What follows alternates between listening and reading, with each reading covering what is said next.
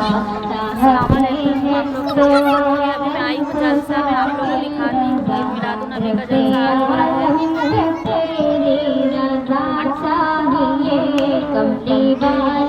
मेरे आका कमली वाले, सोने आका कमली वाले, प्यारे आका कमली वाले, निगाहे करम हो गए, न दवा चाहिए न शिफा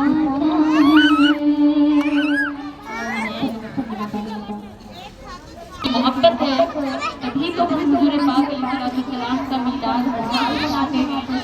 सरकार दो आलम सल्लल्लाहु अलैहि वसल्लम की मोहब्बत के बगैर हमारा ईमान कामिल नहीं होता।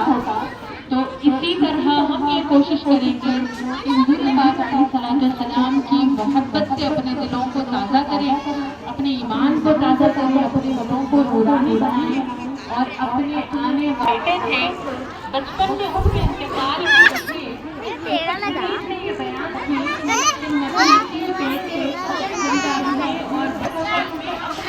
बुला लिया ताकि हुजूर अकरम सल्लल्लाहु अलैहि वसल्लम का ख्याल रखें। हुजूर पाक अलैहिस्सलाम का जिक्र सुनने के लिए आप जमा हुए हैं तो इत्मीनान से तशरीफ रखें अपनी जगह पर। आखिर में आप ख़वातीन जो खड़े हुए हो सकता तो हमारे ईमान का बुनियादी अकीदा है जैसे अल्लाह को एक मानना, रसूलुल्लाह सल्लल्लाहु अलैहि वसल्लम को आखिरी नबी आखिरी रसूल मानना, इसी तरह हुजूर पाक अलैहिस्सलाम को खातिमुल अंबिया मानना। रसूल मानना जैसे जरूरी है, आखिरी रसूल मानना भी उसी तरह जरूरी है। क्या हुआ? हदीस मुबारक में है हुजूर अकरम सल्लल्लाहु अलैहि वसल्लम के एक गुलाम थे हजरत ज़ैद बिन हारिसा रज़ियल्लाहु अन्हु। उनके घर वाले जब उनको लेने के लिए आए प्यारे आका अलैहिस्सलाम के पास तो उनके घर वालों से बात हुई हुजूर पाक अलैहिस्सलाम की तो मालूम होती है कि हमारे नबी पाक सल्लल्लाहु अलैहि वसल्लम आखिरी नबी और आखिरी रसूल है।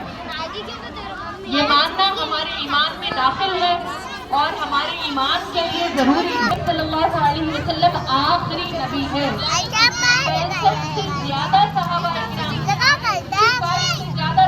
किराम ने रिवायत नकल की है कि अकरम सल्लल्लाहु अलैहि वसल्लम आखिरी नबी है। तो इस लिहाज से ये हदीसें इल्म में इसे मुतवातिरतुल माना कहा जाता है। मतलब शक और शुबा नहीं करता।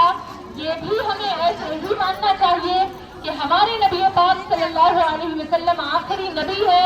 आज के बाद कोई नबी किसी भी किस्म का नहीं आ सकता।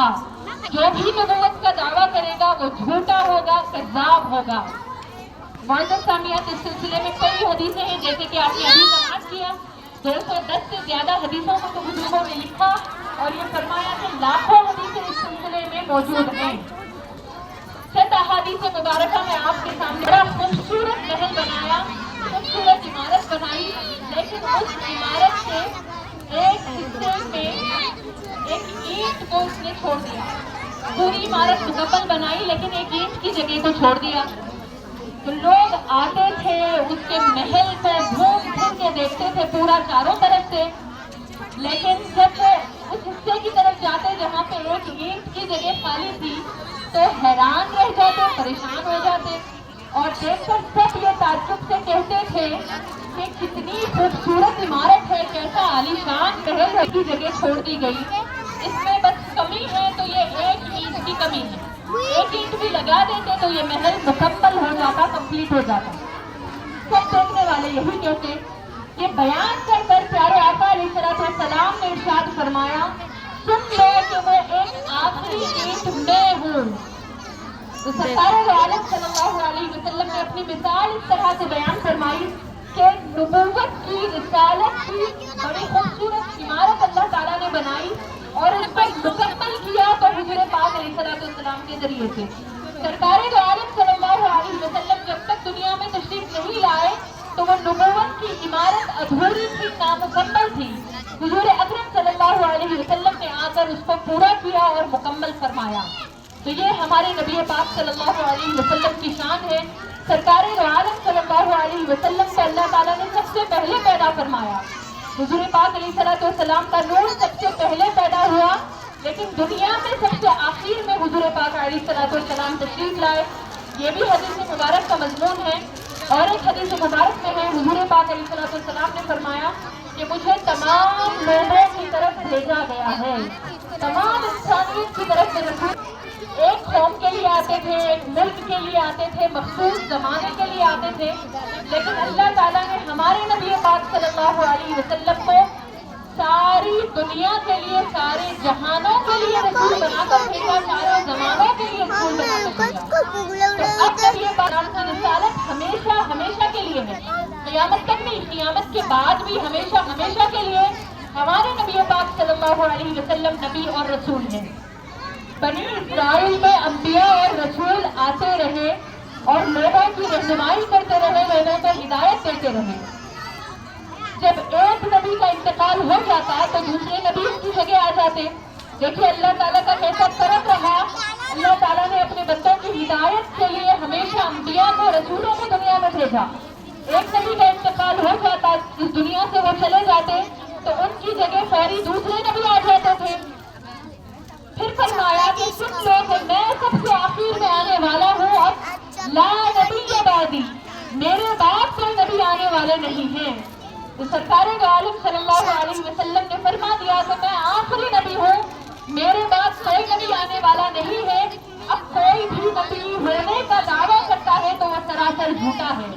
یہ بھی ہمیں بتا دیا کہ دنیا میں 30 نبوت کا دعویٰ کریں گے، دنیا میں ظاہر ہوں گے، 30 سے زیادہ ہوں گے۔ 30 اس لیے فرمایا زیادتی بتانے کے لیے حضور پاک کیا کہ 30 کا عدد حضور صلی اللہ علیہ وسلم نے جو فرمایا، اس کا مطلب یہ ہے کہ جو لوگ دنیا میں آئے، جھوٹی نبوت کا دعویٰ کرے اور ان کی کچھ ہوا چلی، لوگ بہت لوگ ان کی باتوں میں آ گئے، ان کو مان لیے نبی، تو ایسے جن کی ہوا چلی اور جن کو ماننے والے بھی پیدا ہو گئے وہ 30 تک ہوں گے۔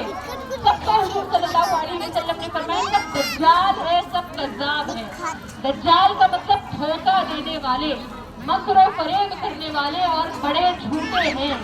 تو حضور پاک علیہ السلام نے آنے والے زمانے کے فتنوں سے بھی ہمیں خبر دے دی۔ دیکھیے آپ، اللہ تعالیٰ نے نبی برحق صلی اللہ علیہ وسلم کو دنیا میں بھیج دیا تو اس کے بعد جھوٹے دعوے کرنے والے بھی رہے، نبی کے مقابل میں کھڑے ہونے والے بھی رہے۔ ان میں سے تو بعض ایسے بھی تھے جو خود کو مسلمان کہتے، اللہ کو بھی مانتے تھے، اور ان کی باتوں میں لوگ آ گئے۔ اب سوچنے کی یہ بات ہے کہ جھوٹا نبی ہونے کا لوگ دعویٰ کرنے والے دعویٰ کرتے رہے، اپنی پاگل پن کی وجہ سے یا دماغ خراب ہونے کی وجہ سے، کسی بھی وجہ سے، تو ان کی باتوں میں آنے والے جو آ گئے، باتوں میں کیسا آ گئے؟ بات یہ ہے کہ انسان کی کو دیکھ لیے تو خود بھی ادھر چلے گئے، دیکھنے کے لیے ٹھہر گئے۔ مطلب یہ ہوا